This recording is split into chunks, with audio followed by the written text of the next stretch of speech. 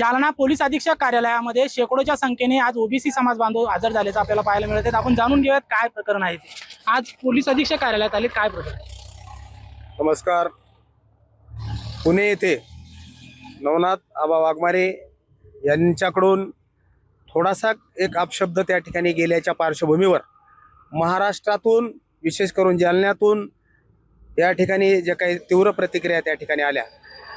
यापूर्वी सुद्धा मुख्यमंत्री असतील, तुमचे महसूल मंत्री बावनकुळे असतील किंवा इतर लोकांच्या बाबतीतही त्या ठिकाणी तीव्र प्रतिक्रिया किंवा वाईट अशा पद्धतीचा वाक्प्रचार झालेला आहे। हे सगळं प्रकरण 4 वर्षात महाराष्ट्रामध्ये ओबीसी आरक्षणाच्या माध्यमातून उभं राहिलेलं आहे।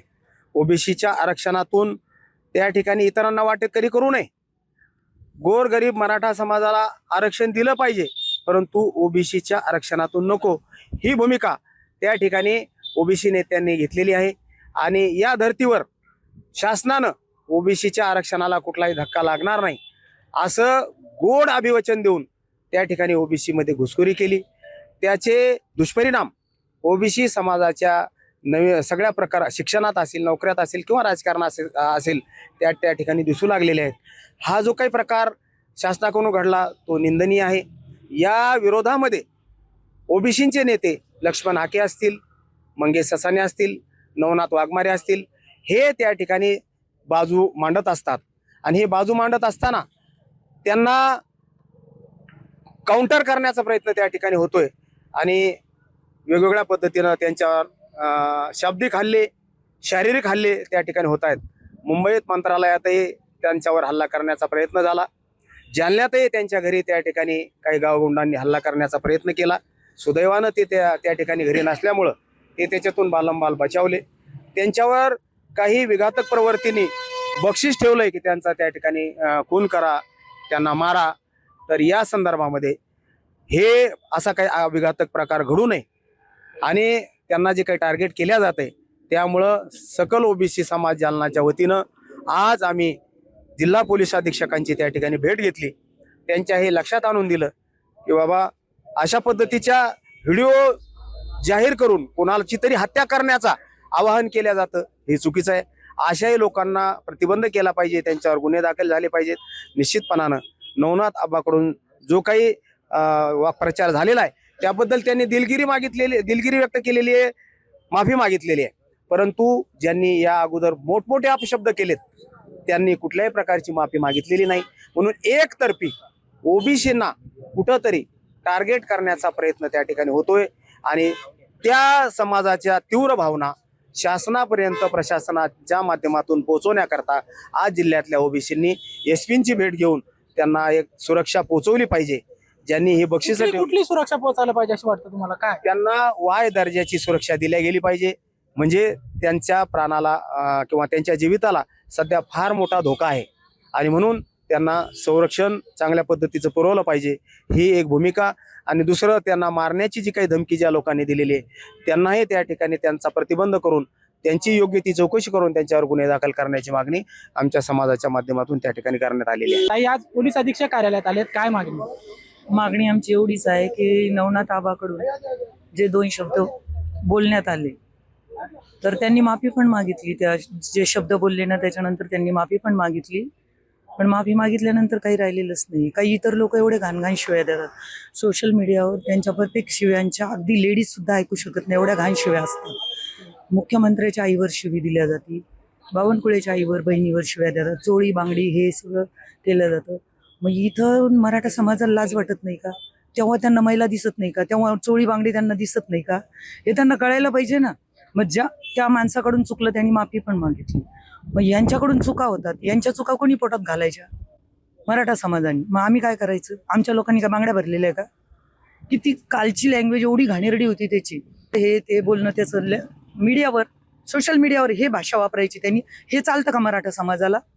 मराठा समाजाने या गोष्टीची नोंद घ्यायला पाहिजे की हा माणूस कुठल्या लेवलचा आहे। मी त्याचं नाव सुद्धा घेणार नाही, त्याची लेवल बिलकुल समाजात राहण्याची नाहीये। मग हा समाज त्याला डोक्यावर घेऊन का नाचतो? हे समाजात घेऊन नाचायला नाही पाहिजे। 10 लाखाचं बक्षीस देऊन नवनाथचा मर्डर करायचा, बरोबर आहे? डायरेक्ट मर्डर करायचं, खत्म करायचं। मग यांना आरक्षणाची गरज काय? 10 लाख ते इथं खर्च करायले. त्यांना गरजच नाही, त्यांनी आरक्षण मागायला. वाघमारे साहेबांना जर पुणे येथे सभेमध्ये असे अपशब्द वापरले नसते तर अशी वेळ आली असती का? मग चुकलं त्यांचं, त्यांनी माफी मागितली. प्रत्येकाकडून चूक होती, चूक प्रत्येकाकडून होती. आतापर्यंत त्या घाणेरड्या माणसांनी एवढ्या चुका केल्या. मुख्यमंत्र्याच्या आईला बोलला तो, ही चूक नव्हती का? ही पण चूकच होती. काल बावनकुळेच्या आईंना बोलला तो, ती चूक नव्हती का? कोण बोललोय? तो घाणेरडा माणूस. मी त्याचं नाव घेऊन माझी जीभ खराब करणार नाही. ज्याला त्याला डोक्यावर घेऊन नाचायचं ते डोक्यावर घेऊन नाचतील. घाण शिव्या आम्हालाही येतात. आमच्या शिव्या जर सुरू झाला तर तुम्ही मीडियावाले सुद्धा पुढे थांबणार नाही. आम्हालाही शिव्या येतात, पण आम्ही सगळ्या गोष्टी तंतोतंत पाळून वागतो. कारण आम्ही ओबीसीचे आणि बाबासाहेबांच्या विचाराचे लोक आहोत. आम्ही बाबासाहेबांच्या विचाराचे असल्यामुळे आम्ही एवढं घाणेरडं बोलणार नाही. आम्ही शिवाजी राजांच्या विचाराचे लोक आहोत. आम्ही जिजाऊच्या सहवासात वाढलेलो आहे. आम्ही सावित्रीच्या सहवासात वाढलेलो आहे. आम्ही घाण लोकांच्या सहवासात वाढलेलो नाही. त्याच्यामुळे आम्ही घाण बोलणार नाही.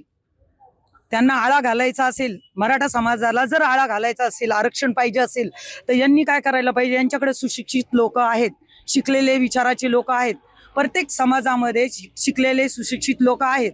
मग प्रत्येक समाजाने ते सुशिक्षित लोक पुढे करायचे. असे गावंढळ लोक पुढे करून त्यांचे विचार मांडायचे नाही. कारण त्या गावंढळ लोकांना डोकं लावता लावता अर्धा समाज पागल झालेला आहे. आणि आता सध्या मराठा समाज अर्धा पागल झालेला आहे.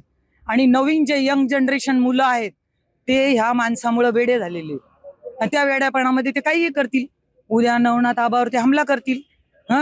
आज उद्या नवनाथ आबावर त्यांनी हमला केल्यानंतर मग काय घ्यायचं? आम्ही समाजासाठी काहीतरी करायला पाहिजे.